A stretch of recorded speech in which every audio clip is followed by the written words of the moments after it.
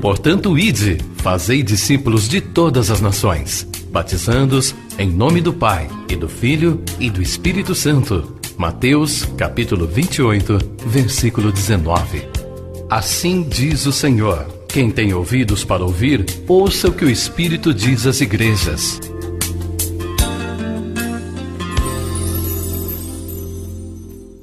Deus, em nome de Jesus, muito obrigado a Deus pelo privilégio que nós temos de nos reunirmos para prestar-te culto, para vivermos a comunhão, para cantarmos louvores e também, ó Deus, por esse tempo de meditação na sua palavra.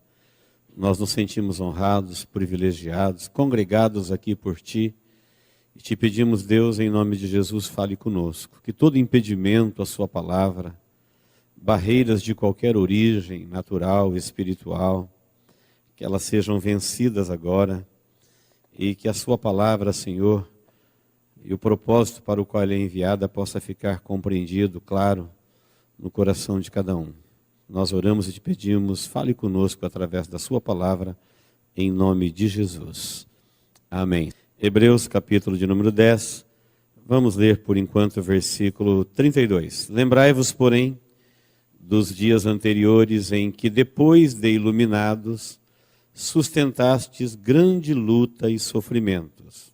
Ora, expostos como em espetáculo, tanto de opróbrio quanto de tribulações, ora tornando-vos coparticipantes com aqueles que deste modo foram tratados. Porque não somente vos compadecestes dos encarcerados, como também aceitaste com alegria o espólio dos vossos bens, tendo ciência de possuirdes vós mesmos patrimônio superior e durável. Não abandoneis, portanto, a vossa confiança, ela tem grande galardão. Com efeito, tendes necessidade de perseverança, para que, havendo feito a vontade de Deus, alcanceis a promessa. Porque ainda dentro de pouco tempo, aquele que vem virá, e não tardará. Todavia, o meu justo viverá pela fé. E se retroceder, nele não se compraz a minha alma. Nós, porém, não somos dos que retrocedem para a perdição. Somos, entretanto, da fé para a conservação da alma. Amém, queridos? Hoje é uma data muito importante, né? 24 de setembro. Todos nós sabemos o alarido que se fez com essa data, 23 e 24 de setembro. Eu me lembro, até marquei aqui, que no dia 27/8, nós nos referimos a essa data aqui num culto de domingo, a mensagem que tem por título, Povo que ora, ora vem Senhor Jesus. Não é a primeira vez que algumas pessoas se esforçam para marcar uma data para o arrebatamento da igreja ou para a volta de Jesus. Sempre quando a data passa, algumas pessoas se frustram e outras se esfriam. Se esfriam porque desconhece que Deus está agindo exatamente conforme o predito. Nós cremos assim, toda a confiança do nosso coração. Então, naquela data, nós falamos que nós não estamos esperando Jesus numa data marcada, mas que nós somos aquele povo que, juntamente com o Espírito Santo, estamos orando o tempo todo, ora vem, Senhor Jesus. Ora vem, qualquer dia. Neste versículo de hoje, temos um texto que vai nos ajudar muito a viver o tempo em que nós estamos vivendo. Então eu quero lembrá-los, como introdução, que aquilo que a gente tem falado repetidamente aqui, Jesus disse, aquele dia e hora, ninguém sabe, nem os anjos. Se Jesus disse que ninguém sabe, nem os anjos sabem, não adianta tentar saber. O dia e a hora, ninguém sabe. Só no capítulo de Mateus, você vai encontrar 4 vezes Jesus repetindo, que em Mateus 24, 25, 36, 42 e 44. Ele falou, numa hora em que vocês não estiverem pensando, ele virá. Dia e hora ninguém sabe, Vocês precisam ficar atentos, vocês precisam ficar vigilantes, vocês precisam ficar apercebidos, porque ele virá como o ladrão vem de noite. E o ladrão vem numa hora em que ninguém pensa. Então nós temos a certeza que ele vem, temos a promessa da sua volta, vivemos nessa esperança, mas não sabemos nem o dia e nem a hora. Mas nós fomos avisados, estamos avisados e tudo está predito. Jesus disse que nós saberíamos por nós mesmos as épocas. Ele falou que nós saberíamos por nós mesmos as estações. Ele disse, olhe para a figueira, olhe para Israel, olhe para o céu, olhe para a palavra profética. Então vocês saberão o tempo, porque será um tempo de grande aflição, de rumores de guerra, de terremotos, de bramido das ondas do mar. Então nós saberíamos a época, saberíamos o tempo, mas ele deixou claro que nós não saberíamos nem o dia e nem a hora. E ele falou que nós deveríamos viver nessa esperança. Esse texto que o escritor aos Hebreus está citando, o meu justo viverá pela fé, ele está repetindo o que disse Abacuque, no capítulo 2, versículo 4. E foi baseado nesse versículo de Abacuque, o profeta Abacuque, capítulo 2, versículo 4, que Paulo citou por 2 vezes Abacuque, dizendo, o justo viverá pela fé. Foi baseado neste versículo que Martim Lutero proclamou a reforma protestante no século XVI. Esse versículo tem norteado e fundamentado a fé de milhares de pessoas ao longo da história da igreja. Quando que ele foi dito pela primeira vez? Na época do profeta Abacuque. E o que estava acontecendo naquela época? Exatamente o que nós estamos vivendo hoje. Sabe por que Deus disse para Abacuque que o justo viverá pela fé? Porque Abacuque tinha feito a seguinte oração a Deus. Ele falou, Deus, até quando eu vou clamar e o Senhor não vai ouvir? Até quando eu vou gritar e o Senhor não vai responder? Olha a injustiça na terra, olha a violência, olha o pecado, olha a afronta. Porque o Senhor permite a gente viver isso? O que o teu povo está fazendo aqui? E ele clama a Deus, e Deus diz para ele que vai cumprir a promessa dele de trazer juízo nos dias de Abacuque, como trouxe, logo se cumpriu. E ele disse para Abacuque, a minha palavra permanece, a minha promessa está valendo, e se tardar, espera. Não tardará, mas se tardar, espera. Espera firme, crendo, porque o meu justo viverá pela fé. Amém? Então preste atenção, queridos. Dia e hora ninguém sabe. Será uma hora que ninguém sabe, será uma hora que ninguém está pensando. Deus, nesse momento, ele está falando com a igreja, e a igreja dele é que tem a missão de falar ao mundo. Você deve se lembrar que desde que Jesus Cristo morreu e ressuscitou, ele nunca mais falou com o mundo. Um pouquinho antes de morrer e ressuscitar, ele disse para os discípulos, mais um pouco e o mundo não me verá mais. Vós me vereis, porque eu vou para o meu Pai e volto para junto de vós. Isso se cumpriu em Atos 2. Ele morreu, ressuscitou, foi para o céu, e em Atos 2 o Espírito Santo voltou para habitar a igreja. Mas da ressurreição de Jesus até a sua ascensão, ele ficou aparecendo para os discípulos depois de morto e ressuscitado por 40 dias, mas nunca mais apareceu para o mundo. Só para os da fé. Só para os discípulos, só para os seguidores. Pilatos não o viu mais, Herodes não o viu mais, os fariseus não o viram mais, os religiosos não o viram mais. Ele desapareceu do mundo, mas continuou falando com os seus. E deixou a promessa que ele ficaria conosco, falando com os seus todos os dias, até a consumação dos séculos, até o arrebatamento da igreja. Ele falou, eu vou continuar falando com vocês e ele não fala mais o mundo. Quem fala com o mundo somos nós. A igreja tem uma missão: receber de Deus a palavra, a orientação e pregar para o mundo. Mas o mundo nunca mais viu, não sabe e nem verá mais Jesus, só no juízo. Porque o mundo quer saber isso, quer data, quer local, quer endereço, quer um lugar. Eles não querem compromisso. Eles não querem viver pela fé. Eles não querem renúncia. O mundo está esperando alguém dizer: ei-lo aqui, ei-lo ali. Vai acontecer tal dia, eles estão fixados em datas e eventos. E a orientação de Deus para o seu povo é que eles vivam na promessa da fé. Viver por fé quer dizer que todo o tempo que você estiver vivo, você tem que estar vivendo crendo. Você está vivo hoje, você tem que viver na fé dessa promessa. Se amanhã você acordar vivo, você tem que viver na fé dessa promessa. O meu justo viverá assim. Ele não vai ficar vivendo como se Deus não existe. Quando alguém falar é agora, ele vai correr para lá. Deus não fala com o mundo. Portanto, não espere vir nenhuma orientação da parte de Deus via mundo. Só enganos. Só seduções. Só enganos religiosos.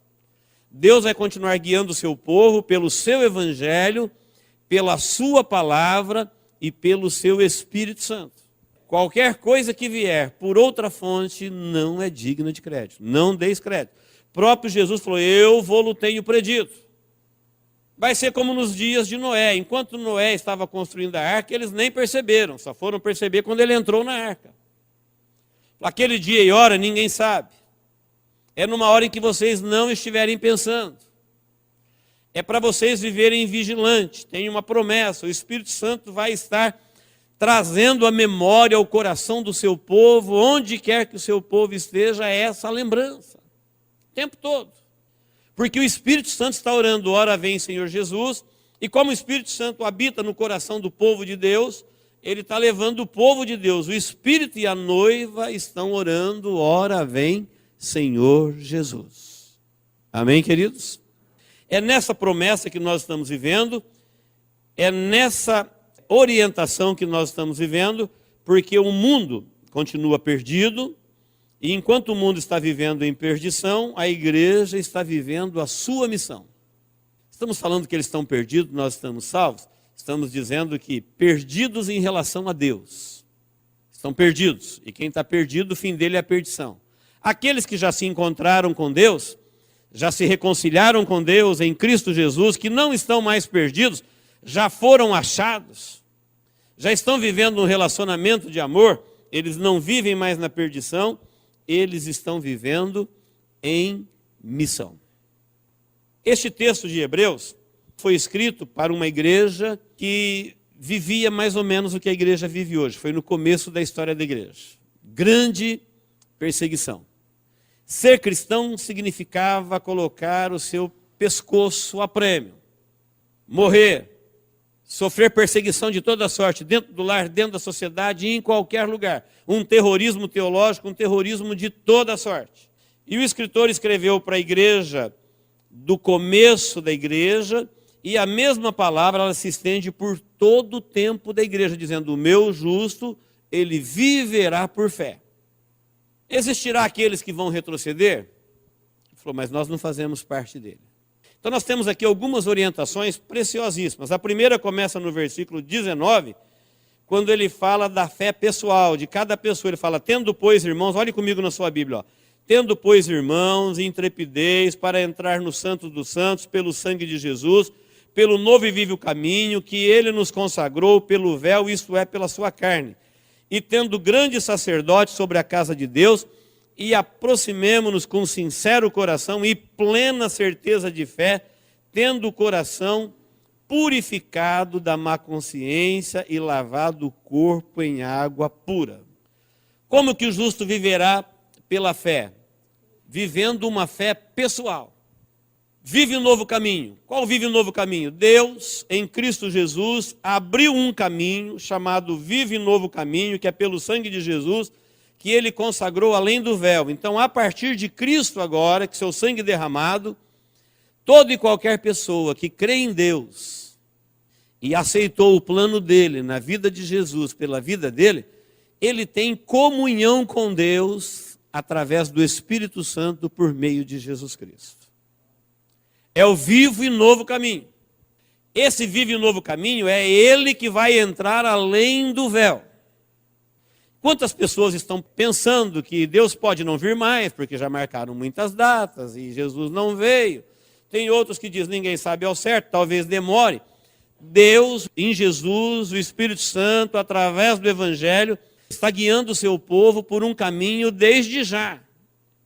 E assim como o mundo não ouve Deus, o mundo também não sabe quem são essas pessoas.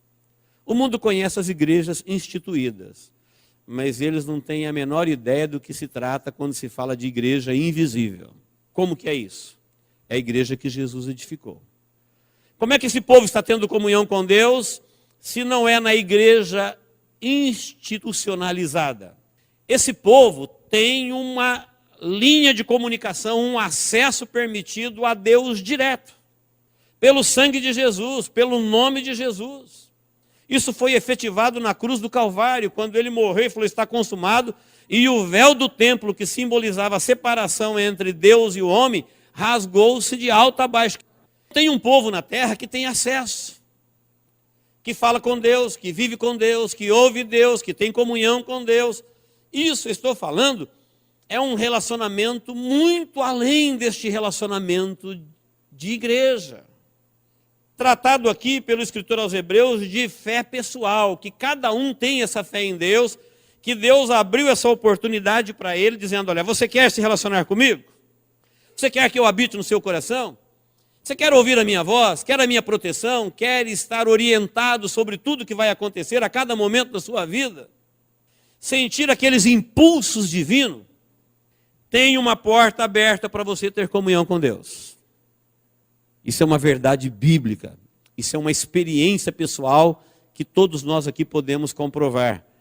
Se você não está entrando lá, se você não está oficiando ali, se você não está aproveitando esse sumo sacerdote, se você nunca entrou lá no Santo dos Santos na presença de Deus, não é porque Deus te impediu. Ah, mas eu sou pecador. Não tem problema. Ah, mas eu tenho muitos problemas. Não tem problema. Você vai lá pelos méritos de Cristo, pelo sangue de Jesus, amado por Deus, aceito por Deus. Portanto, quando você quiser entrar lá, ir lá, Deus vai olhar para você e receber você, porque Jesus estará na sua frente dizendo tudo que ele deve, tudo que ele fez, toda a culpa dele está sobre a minha vida. Por isso ele pode, pelos méritos de Cristo. Mas muita gente, com toda essa facilidade, nunca entrou lá. Ele se orienta via mundo. Só que o mundo não sabe nada de Deus, o mundo está perdido. O mundo vive na perdição. Jesus falou, nunca mais vou falar com o mundo. O mundo não vai me ver mais. É vocês me verão. Porque eu vou e volto. E vou ficar com vocês, e vou habitar em vocês. Portanto, quem não está vivendo isso, está perdendo o melhor do cristianismo. A segunda orientação, continuando, o texto de Hebreus, está no versículo 23. Guardemos firme a confissão da esperança sem vacilar, pois quem fez a promessa é fiel, considerando-nos também uns aos outros para nos estimularmos em amor e boas obras. Não deixemos de congregar-nos como é costume de alguns, antes façamos admoestações, e tanto mais quando vedes que o dia se aproxima. Então preste bem atenção, você está vendo muita gente malhar a igreja. Muita gente dizendo que não é mais importante congregar, que não precisa mais comungar. Porque uma vez que a igreja, a instituição está avacalhada, demonizada, comprometida, vendida, desmoralizada em todos os sentidos, não preciso apresentar argumentos. Você sabe como a igreja, instituição, está desmoralizada. Ela não é digna de confiança.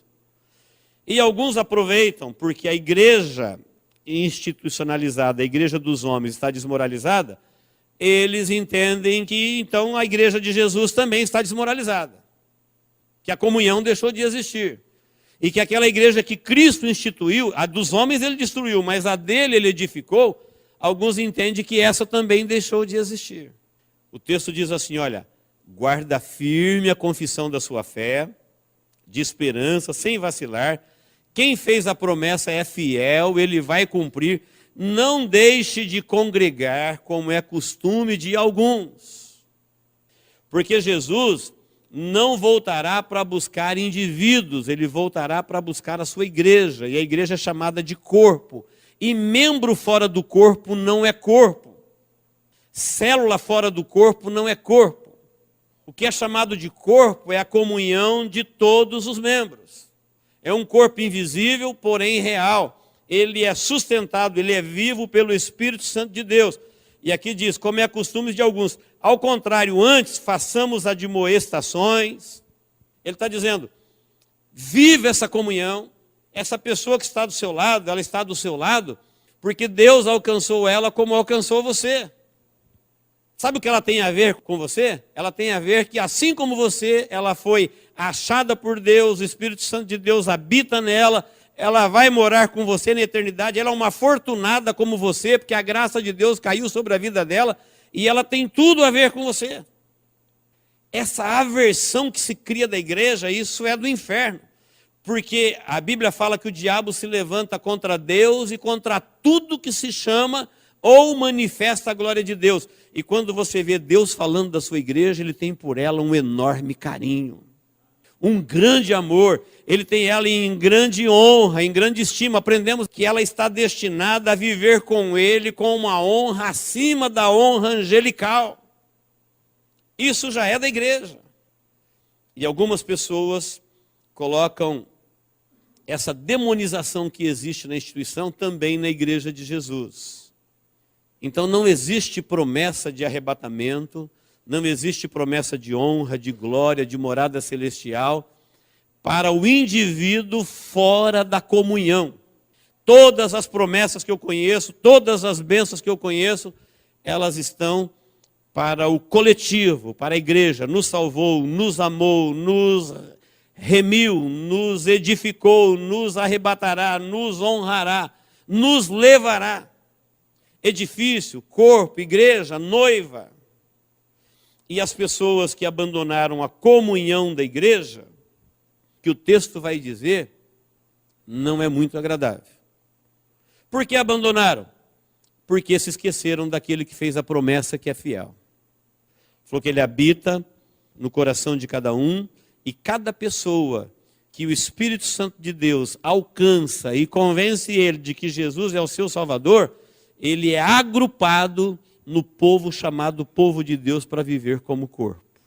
Lá em Atos 2, você vai ver no final do capítulo dizendo que o Espírito Santo acrescentava à igreja cada dia, cada pessoa que ele ia salvando. Cada pessoa que é salva, ele é agrupado nesse corpo.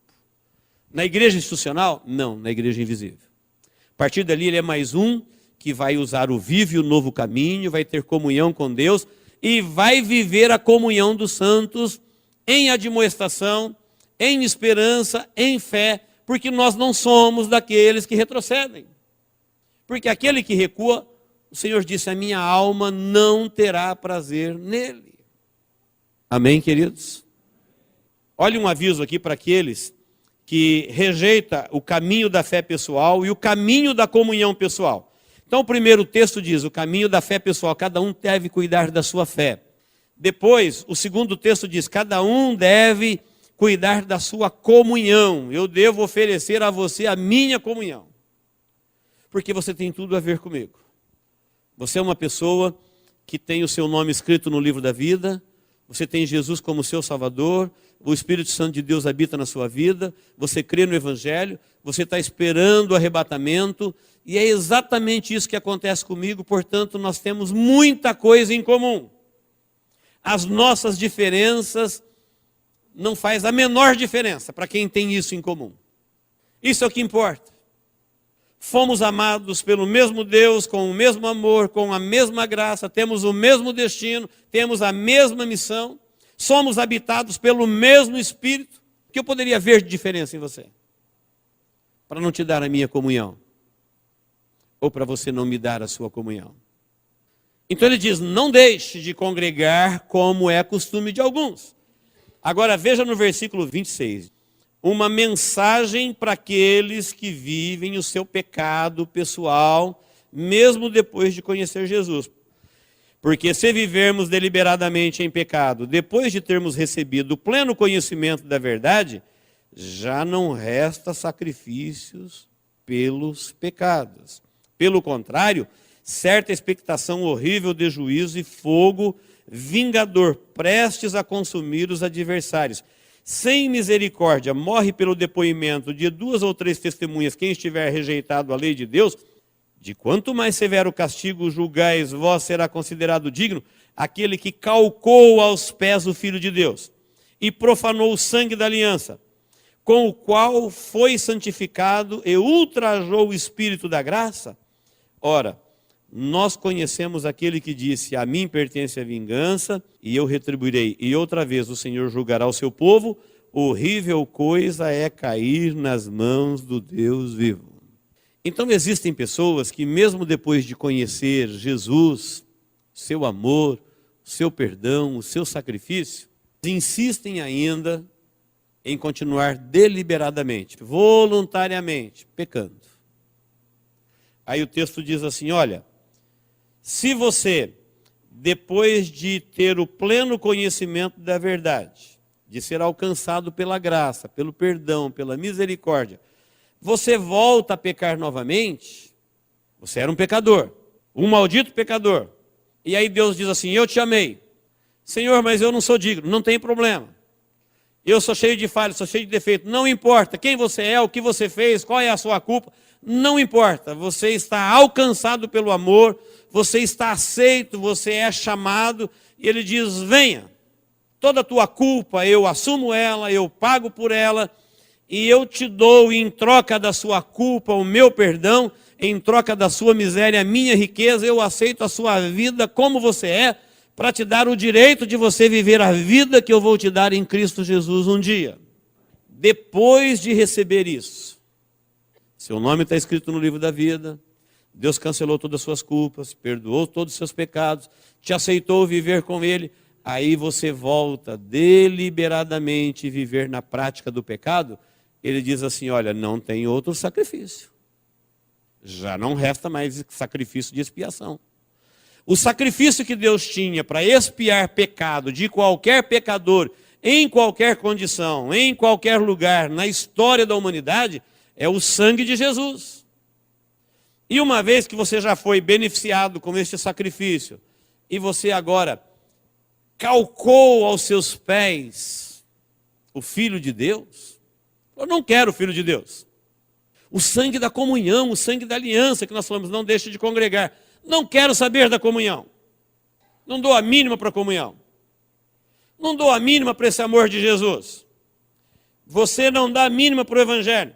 Falou, você está calcando aos pés, de novo o Filho de Deus, profanando o sangue da aliança e ultrajando o Espírito Santo de Deus que habitava em você.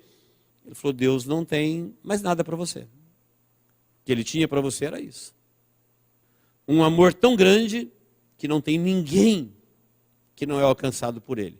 Um perdão tão grande que não existe culpado que este perdão não alcance. Um sangue tão purificador que alcança a todos.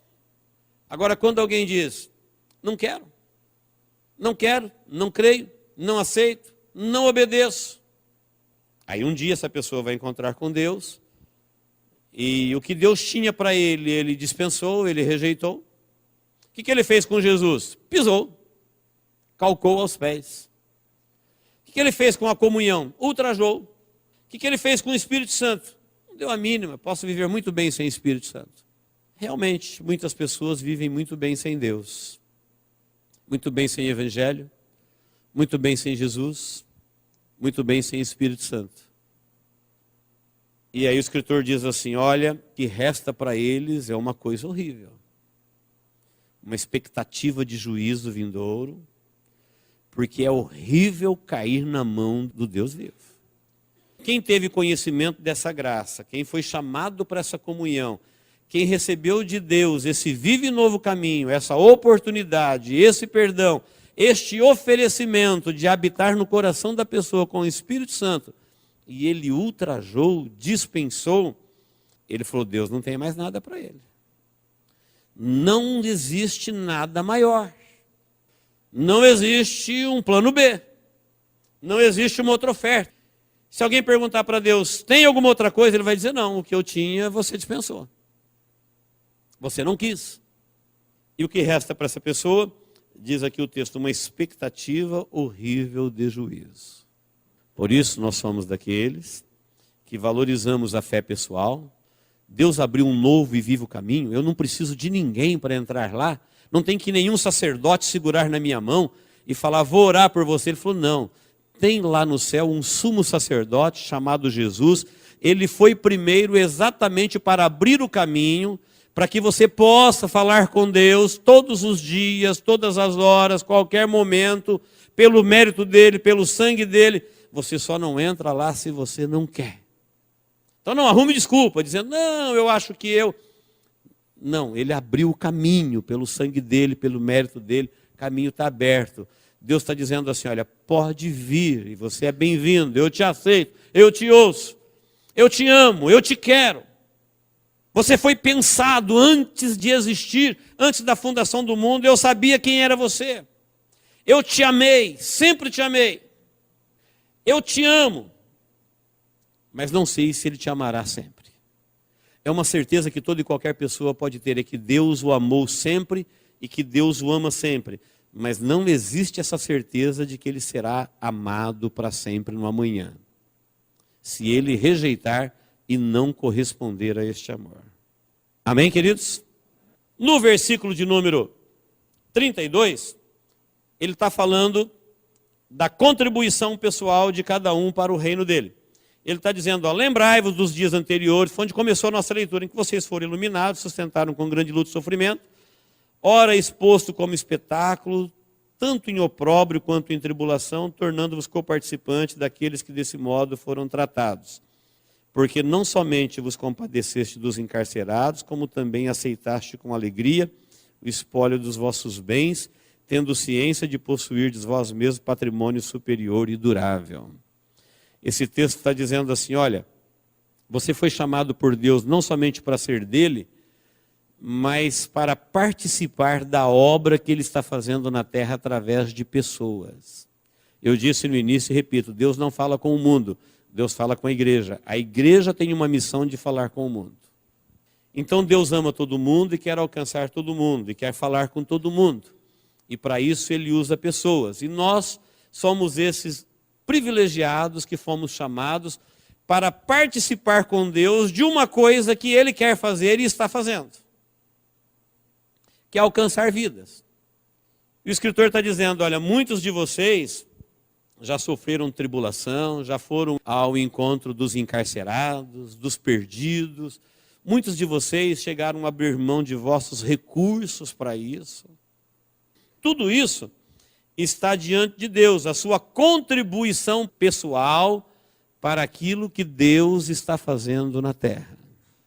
Então esses versículos aqui estão dizendo para nós uma mensagem muito simples, que toda e qualquer contribuição sua em prol do reino, ela está diante de Deus. Então a sua vida, ela soma para o reino. Depois que Deus te salvou e te fez um herdeiro da glória que há em Cristo Jesus, e te deu uma missão, porque ele disse assim, olha, Deus me enviou, e assim como ele me enviou, estou enviando vocês. Então você é um enviado. Você é um embaixador do reino dos céus. Se você nunca se sentiu como tal, isso tem a ver entre você e a sua comunhão com Deus, mas é isso que ele diz que você é. Talvez você tenha se esquivado, dizendo que você não é capaz, mas o que a Bíblia diz é que você sim, e que você é capaz, porque a capacidade vem do Senhor. Portanto, isso tem a ver entre você e Deus. Deus, quando te chamou, ele tem um propósito com a sua vida, e esse propósito é que de alguma forma você esteja contribuindo para aquilo que ele está fazendo na terra. é a sua contribuição pessoal. Seu louvor, a sua oração, a sua adoração, a sua contribuição, o seu testemunho, o seu culto, por onde você passa, aonde a glória de Deus é refletida na sua vida, você está contribuindo para aquilo que Deus está fazendo na terra. Se a sua vida não está contribuindo em absolutamente nada, alguma coisa precisa ser feita. Porque o texto diz, essas pessoas, sabendo que elas tinham da parte de Deus uma vida e um patrimônio superior, elas aproveitaram o tempo das suas oportunidades para manifestar Deus na sua obra na terra. E por último, no versículo 35, ele diz, não abandoneis, portanto, a vossa confiança, ela tem grande galardão. Não abandone essa fé. Não abandone essa confiança. Palavra de Deus para o nosso coração. Ela tem grande galardão. Quem já abandonou essa confiança, fique sabendo, você está abrindo mão de um grande galardão que Deus tinha para a sua vida. Você dispensou. Não foi Deus que tirou, não foi Deus que tomou, foi você que dispensou. O versículo seguinte, com efeito, tendes necessidade de perseverança, para que, havendo feito a vontade de Deus, alcanceis a promessa. Porque ainda dentro de pouco tempo, aquele que vem virá, e não tardará. Todavia, o meu justo viverá pela fé. Se retroceder, a minha alma nele não se compraz. Nós, porém, não somos dos que retrocedem para a perdição. Olha os que retrocedem. Retrocedem para a perdição. Somos, entretanto, da fé para a conservação da nossa alma. Queridos, nós estamos vivendo tempo de grande engano religioso. Nós estamos vivendo tempo de grande sedução demoníaca. Temos aprendido que o diabo consegue melhores resultados quando investe como sedutor do que como um destruidor. É verdade que ele é as duas coisas. Está sempre tentando destruir. Mas nós que vivemos no mundo livre, um tempo de grande sedução. A sedução é tão grande que muita gente tem deixado a fé, a esperança em Jesus, a vida de igreja, a vida de comunhão, a sua missão, o seu chamado, a sua promessa, porque eles não conseguem mais dizer não aos encantos deste mundo da morte. É um mundo que promete muito, que oferece muito, e muitas pessoas não têm resistido, e têm retrocedido, têm dado as costas para Deus. E a Bíblia diz, nós não somos daqueles que retrocedem. Sabemos exatamente onde estamos, o que estamos fazendo e o que estamos esperando. Podem esperar, daqui para frente, nós vamos começar a ver acontecimentos de fazer as pessoas desmaiarem de medo. Você vai começar a ouvir notícias de toda sorte. Cada vez mais o nome de Deus sendo difamado, cada vez mais a igreja de Deus sendo perseguida e difamada, cada vez mais o evangelho de Deus sendo perseguido e difamado, cada vez mais é tempo de cumprimento profético. O tempo, Jesus disse, vocês saberão por vocês mesmos. E os irmãos podem aguardar, num curto espaço de tempo, muitas coisas acontecerão. Mas o povo de Deus está focado nas promessas. O povo de Deus está focado na fé, na esperança. É um povo que vive uma fé pessoal, uma comunhão pessoal. É um povo que foi liberto do seu pecado pessoal. Não é que nós deixamos de ser pecadores, nós deixamos de ter prazer no pecado. De viver uma vida que afronta Deus. Para vivermos uma vida que agrada a Deus. Uma vida, como disse o texto aqui, que contribui para aquilo que Deus está fazendo na terra. Tanto na nossa vida, como em tudo que participamos e pertencemos. E isto trará sobre este povo que vive esta vida um destino pessoal. Veja que o grupo aqui se divide. Tem aqueles que retrocedem e eles vão para a perdição. Perdição é o destino de quem está perdido. Ele está perdido em relação a Deus. Então tem gente que não sabe onde Deus está, não sabe como falar com Ele, não sabe o que Ele está fazendo, não sabe o que Ele prometeu, não sabe o que Ele disse que aconteceria nos últimos dias, não sabe como se portar, como viver, como adorar, como esperar. Em relação a Deus, eles estão perdidos. Para onde eles vão? Para a perdição. É o destino final dos perdidos. O texto diz: nós não somos daqueles que retrocedem. Nós somos daqueles que são da fé para a conservação da alma. Você que está vivendo nesta fé, nessa expectativa, nesse compromisso, nessa fidelidade, diz o texto, você está dando um destino eterno à sua vida. Você não está banalizando ela, jogando no lixo. Seduzido pelo destruidor ou pelo grande sedutor, abrindo mão de tudo que Deus te deu, a vida, e de tudo que Deus fez por ela, conquistando ela para Ele na cruz do Calvário, te amando, enviando Jesus, purificando seus pecados, oferecendo a você o Espírito Santo, te dando uma missão. Você não está banalizando tudo isso. Você está valorizando e vivendo nessa expectativa. Ainda que seja com sofrimento, ainda que seja com dores, ainda que seja com lutas, e até mesmo, diz o texto, com o espólio dos vossos bens. Não tem problema, você tem ciência de que Deus já te deu vida e patrimônio superior na glória. Nós vivemos nessa esperança. Então, queridos, daqui para frente, não se demova da sua posição. Olhe para Jesus, se intere das suas promessas, coloque a sua vida diante dele e fique firme. E viva a sua vida, tranquilo.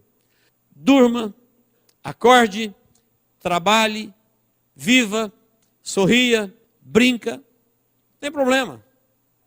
Mas o meu justo viverá pela fé. E em cada momento da sua vida que você se sentir vivo, você vai saber, eu estou vivendo esta fé.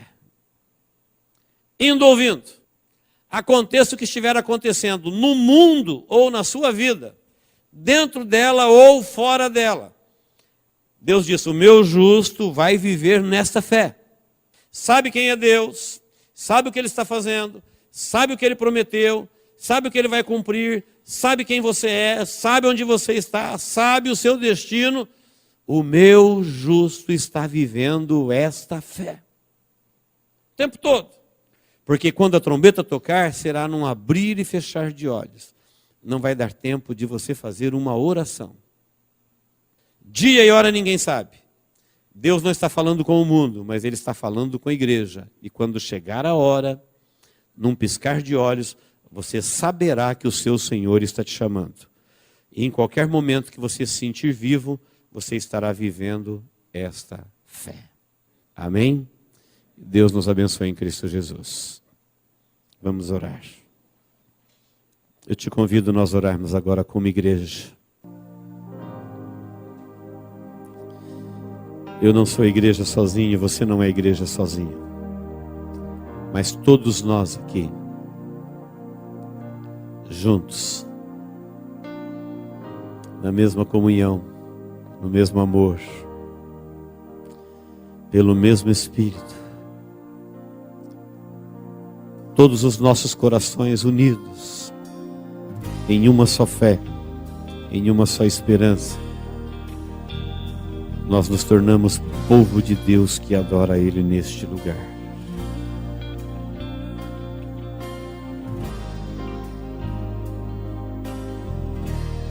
O Espírito Santo de Deus pode fazer você se sentir corpo dele nesse momento.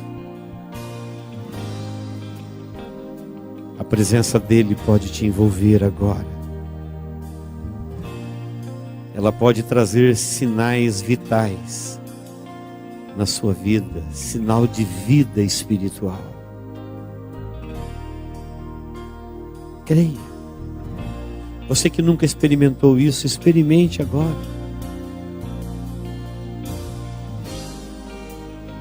Diga para o Espírito Santo de Deus: eu quero te sentir dentro da minha vida.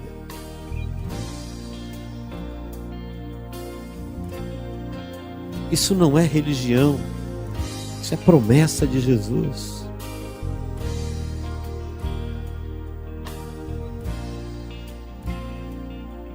Porque nós somos o povo dele que adora ele neste lugar.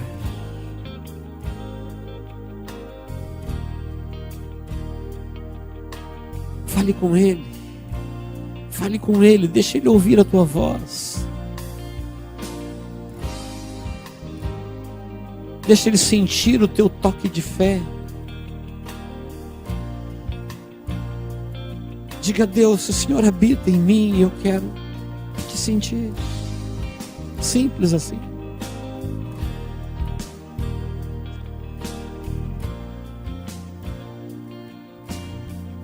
Diga para ele: deixa eu sentir que o Senhor está vivo dentro de mim.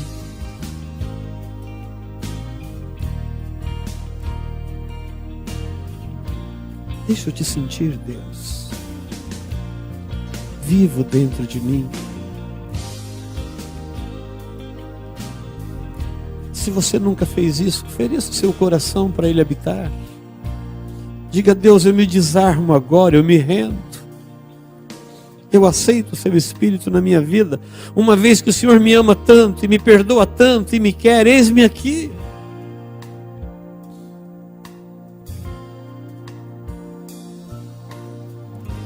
Você vai sentir o Espírito Santo de Deus dentro da sua vida.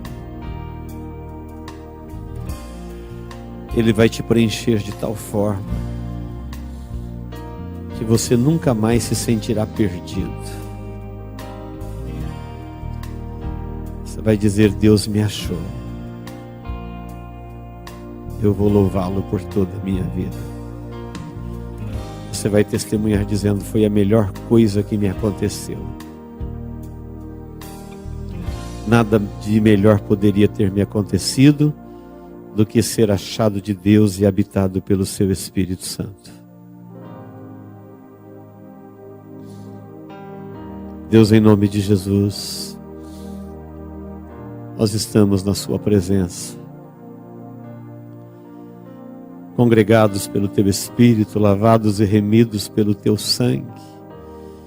Tu sabes, ó Deus, que se dependesse de nós, puramente de nós, nós não estaríamos aqui. Estaríamos longe daqui, vivendo uma vida que nós nem sabemos como ela seria. Mas o Senhor um dia nos alcançou e nos chamou. E eu creio, Deus, que não existe uma única pessoa que o Senhor não a queria aqui. Estamos aqui congregados pelo teu Espírito. Queremos, ó Deus, viver esta comunhão pelo vivo e novo caminho, de entrarmos nos teus atos e sentir o teu Espírito Santo vivo dentro do coração da tua igreja. Por favor, Deus, livra-nos da religião morta. Por favor, Deus, livra-nos de uma religião puramente humana, vazia, sem vida, que engana, que seduz, que oprime, que rouba, que destrói. Não é isso que nós viemos fazer. Viemos aqui, ó Deus, te render culto, porque o Senhor é vivo. Por isso cantamos um louvor vivo, ouvimos uma palavra viva e fazemos uma oração viva agora, ó Deus, e te pedimos: viva dentro de nós, Pai, todos os dias da nossa vida. Toda e qualquer coisa, ó Deus, que existe em nós que não te agrada, nós te pedimos, Deus, tira isso de nós.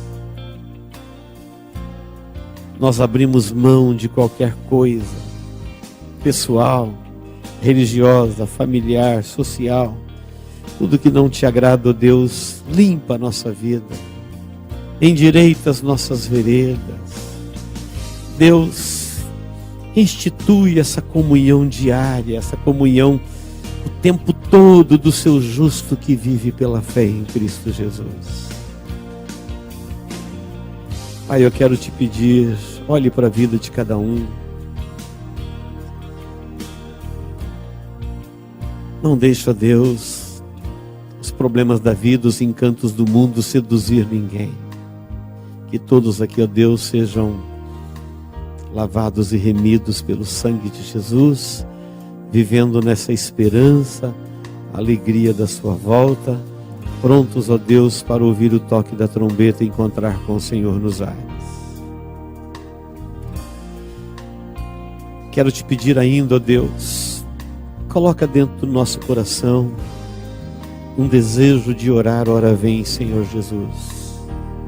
Coloca no coração de cada um aqui, ó Deus, um desejo de encontrar com Jesus.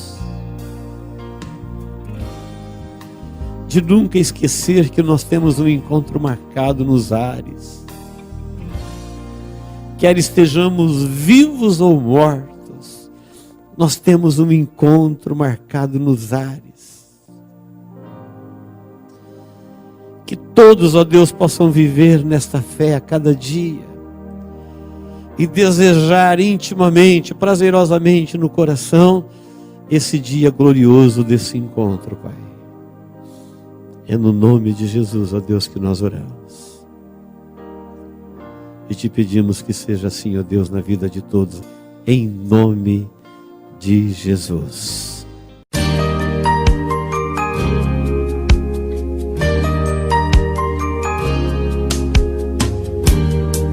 Esta mensagem foi gravada ao vivo quando ministrada na Igreja Evangélica Manancial. Este tema e outros mais estão à disposição do público a preço de custo, com o único objetivo de proclamar a palavra de Jesus nestes últimos dias. Adquira, ouça, creia, pratique e presenteie alguém que você ama com esta mensagem, a palavra de Deus.